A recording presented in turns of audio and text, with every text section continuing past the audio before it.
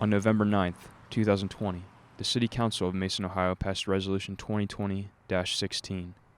This resolution declared the City of Mason, Ohio, a Purple Heart City. I sat down with 2 Purple Heart veterans to learn more about their stories from the Vietnam War. John Looker was a Specialist E4 in the United States Army. He is a resident of Mason, Ohio, and is the recipient of 3 Purple Heart medals. Jerry Ferris was a Staff Sergeant E6 in the United States Marine Corps. He lives in Springboro, Ohio, and is the recipient of 3 Purple Heart medals. Here's Mr. Ferris to share the process a city has to take to become a Purple Heart City. And what they do when we say Purple Heart cities or Purple Heart schools or Purple Heart colleges, they become part of the Purple Heart Trail.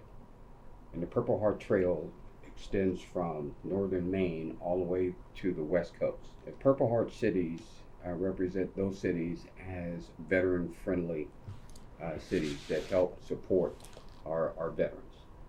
The process is pretty extensive. However, there's a proclamation that has to be done, and that proclamation has to be filed with the city. And all the city council have to vote on that. And they do that in a council meeting. And that's when we actually do the actual ceremony. With that, the honor guard, we get up and we talk to the mayor, vice mayor, and all the city council members.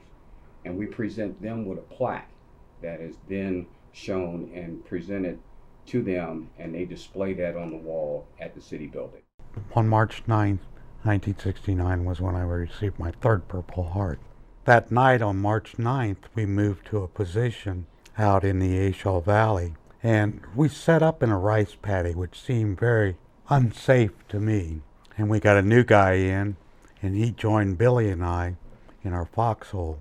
Every 2 hours you pulled guard.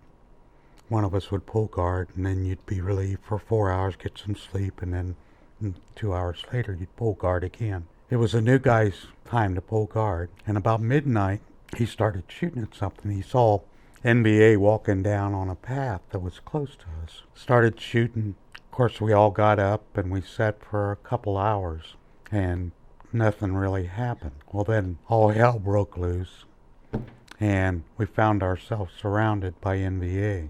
They couldn't send any air support in because the NVA were too close to us. They were within 20-25 meters of us.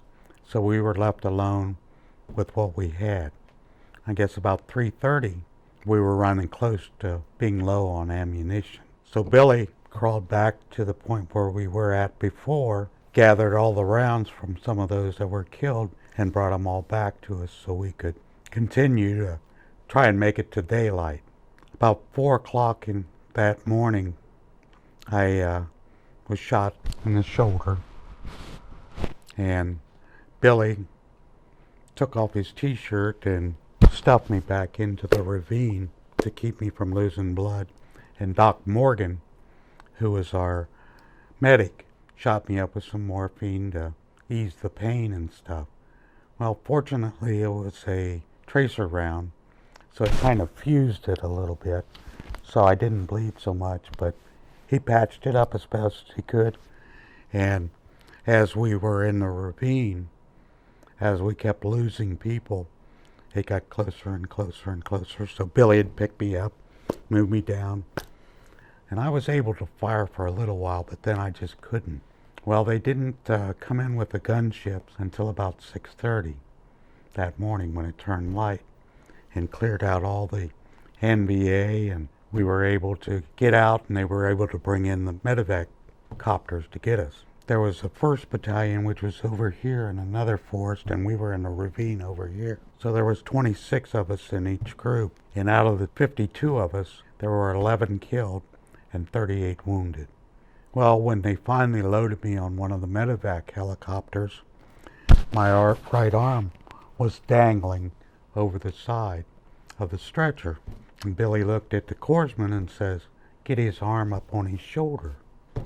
And he says, "Well, he's going to lose that arm anyhow. It doesn't really matter." Billy pulled out his .45, pointed it at him, and said, "I told you to get his arm up on his chest."